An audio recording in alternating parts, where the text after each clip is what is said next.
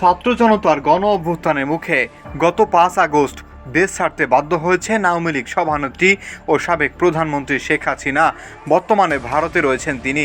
শেখ হাসিনা দেশ ত্যাগের পর থেকে আওয়ামী লীগ নিষ্ক্রিয়।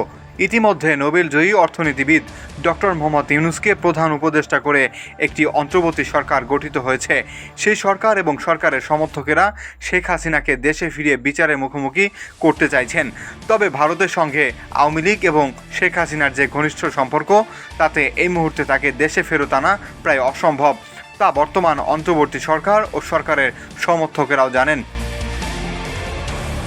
শেখ হাসিনা দেশ ত্যাগের পরবর্তী কয়েক সপ্তাহের মধ্যে এমন একটি ধারণা দৃঢ় ছিল যে ৭৫ বছর বয়সী আওয়ামী লীগ সভানেত্রীর বাকি জীবন কাটবে নির্বাসিত অবস্থাতেই।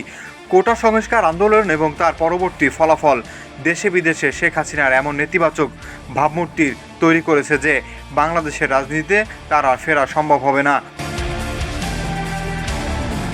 তবে সম্প্রতি এই ধারণা বা বিশ্বাস ধীরে ধীরে ফিকে হয়ে যাওয়ার অবস্থা তৈরি হচ্ছে।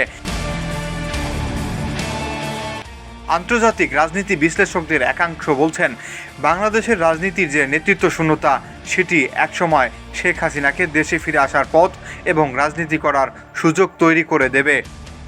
নরওয়ের অসলো বিশ্ববিদ্যালয়ের শিক্ষক, গবেষক এবং বাংলাদেশের নাগরিক মোবাশ্বের হাসান এ প্রসঙ্গে টাইম সমসাময়িকীকে বলেন, বর্তমানে ক্ষমতাসীন সরকারের বৈধতা রয়েছে, জনসমর্থনও রয়েছে, কিন্তু এই সরকার নির্বাচিত কোনো সরকার নয়। এই সরকারের কোনো ম্যান্ডেট নেই।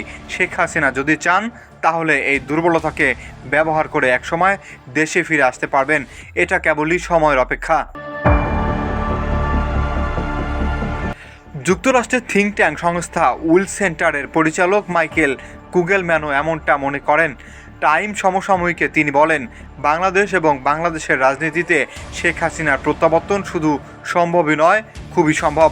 কারণ পরিবর্তন তো দক্ষিণ এশিয়ার দেশগুলোর রাজনীতি ও রাজনৈতিক সংস্কৃতির অবিচ্ছেদ্য অংশ। যুগ যুগ ধরে দক্ষিণ এশিয়ায় এটি চলে আসছে। মাত্র একটি বাংলাদেশ এই সংস্কৃতির অবসান ঘটবে এমনটা প্রত্যাশা করা যায় না।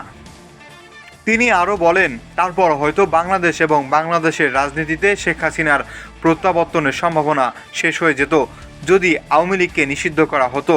কিন্তু দেশটির যে রাজনৈতিক বাস্তবতা, তাতে এটি একেবারে সম্ভব নয়। আওয়ামী লীগ এখনও বাংলাদেশের বৃহত্তম রাজনৈতিক একটি দল।